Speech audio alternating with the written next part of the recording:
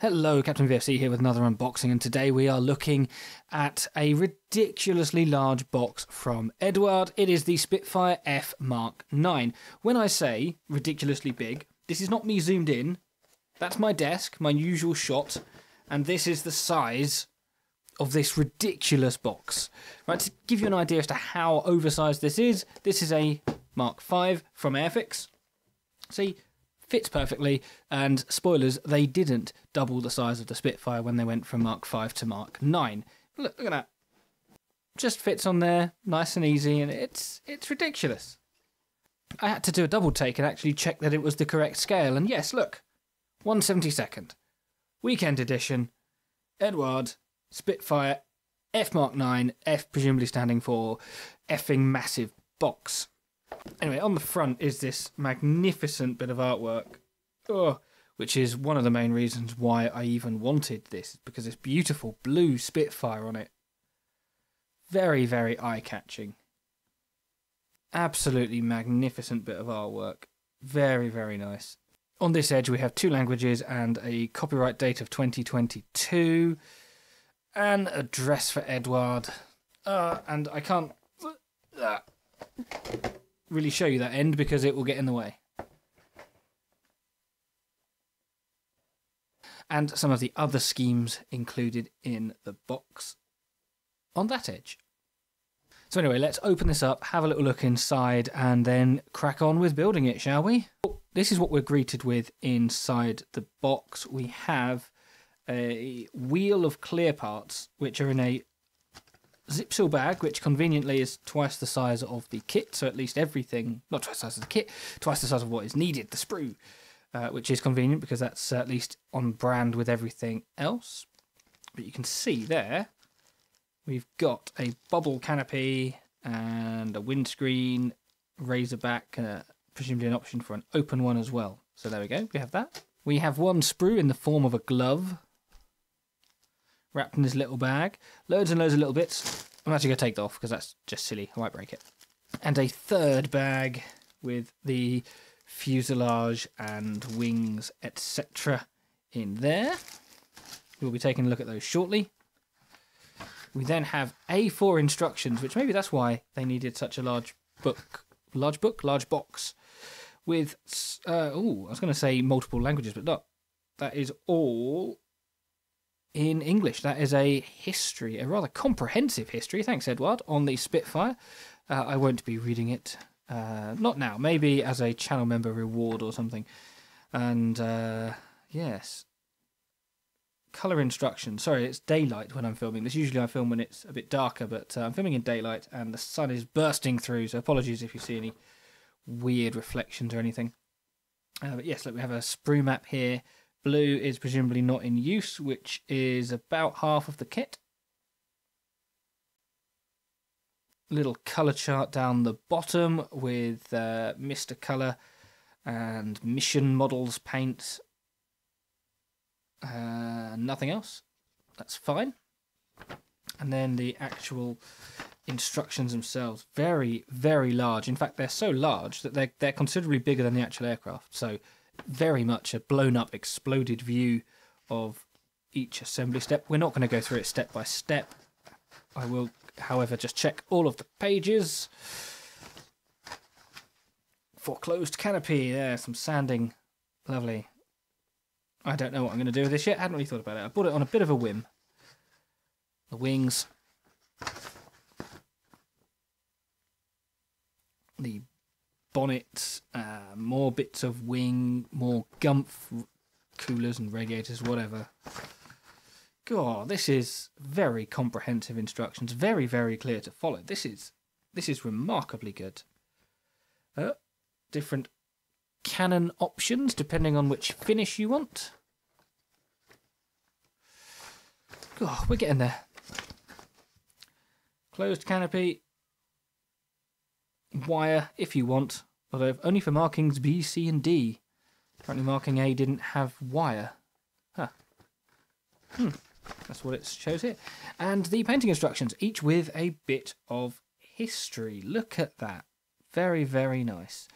There is a blue one, so we've got Mediterranean blue over medium sea grey. I say Mediterranean blue, it's dark blue, but it was often referred to as Mediterranean blue on the grounds it was used by Mediterranean aircraft. Your more conventional green-grey, again, apologies, the light is now bursting right through the window and completely ruining my lighting, honestly. Another conventional camouflage one, so both of those are more or less the same. This one's a Canadian one. The Biggin Hill one, presumably British, yes. It's an American. We have an American one with British markings as well, so it's got one roundel underneath there, and it's got the stars everywhere else in your desert scheme, which is also actually a really nice looking aircraft. So now I'm suddenly doubting which one I'm going to do. Anyway, final stenciling positions page, which has even given you a little bit of texture for the different panels. Completely unnecessary, of course. There we go. How is that for a decent set of instructions? And on the back, it tells you extra goodies that you can get from Eduard for this kit. Spoilers, don't have any. Finally then, before we get into the plastic itself, we have the decals, which I am leaving in their bag because I don't want to scratch them or damage them in any way. We will have a proper look at these when we come to build the kit. I can't imagine... Oh, there's another one. I can't imagine they're going to be rubbish. It's Eduard. They're usually very good. So we will have to wait and see properly. It's got a proper date on it as well. Look, 16th of March, 2022. Look at that. But yes, that's the decals you get with it. Very, very smart indeed. And now, bear with, I'm going to cut open these bags. I don't even need to cut them. I'm going to peel open the bags, and let's have a look at the plastic. We're just going to look at the wheel of clear parts first, and then I'm going to put them back in their zip seal bag to keep them safe.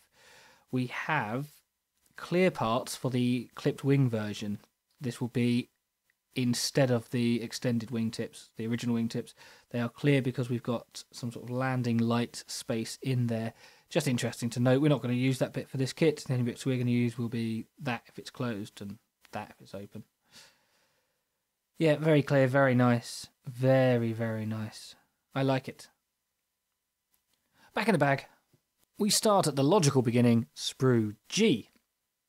This has fuselage, absolutely fantastic amount of detail on that. Look at those rivets, that's stupidly fine. That's just ridiculous. Absolutely fantastic looking detail. Look at that. Yeah, I'm a little bit lost for words. That is truly beautiful. We've got a couple of rudders here as well. I don't actually know what these parts are.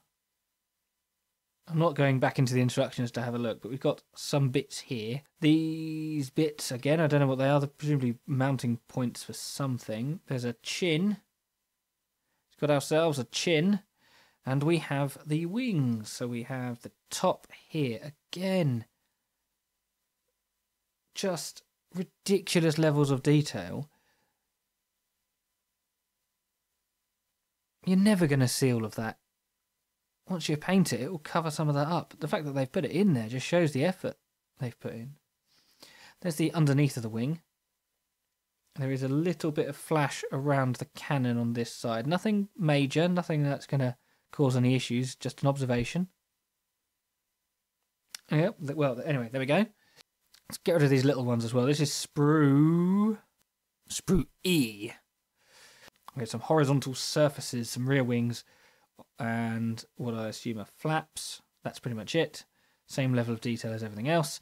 And we have sprue D, which is very, very similar with different wings and square tips and the rounded tips, so conventional wings and the high altitude ones. Extra rear wings here as well. So we can have a lot of versions of rear wing. Lovely. And next we have sprue A, which is a lot of little bits, various wheels and tyres. and legs, maybe? No, they're curved thing. I have no idea what most of this is. I know what they are. They're the powered spinny bits, and that's the interior buckety bit. Some hard points. Control stick there. A couple of tail wheels. Some bombs. Again, as you saw in the instructions, most of this isn't actually going to be used.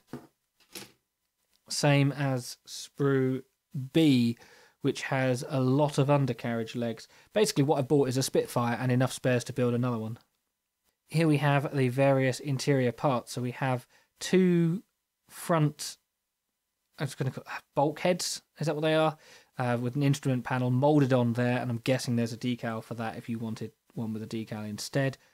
Incredible that they've given you both, because I don't like putting details on raised surfaces, but I often like painting them instead of putting decals on. And then here are two back heads and two different back heads. You can see there's extra armour on these two, and there's presumably a headrest that gets attached to those two. So, yes, 4 different interiors there and 2 there.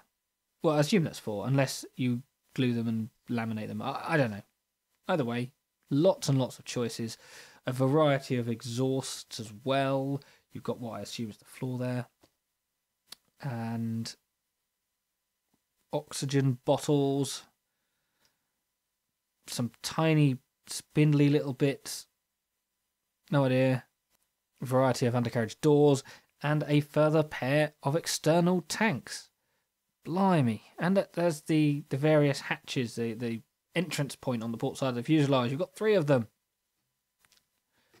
God. Very impressive.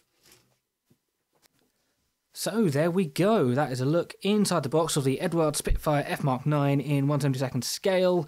We have 3 Mk.IXs sitting atop the box, just to give you an indication as to how big this box is relative to the size of the aircraft. But, well, if the quality is as good as it appears, I don't care how big the box is.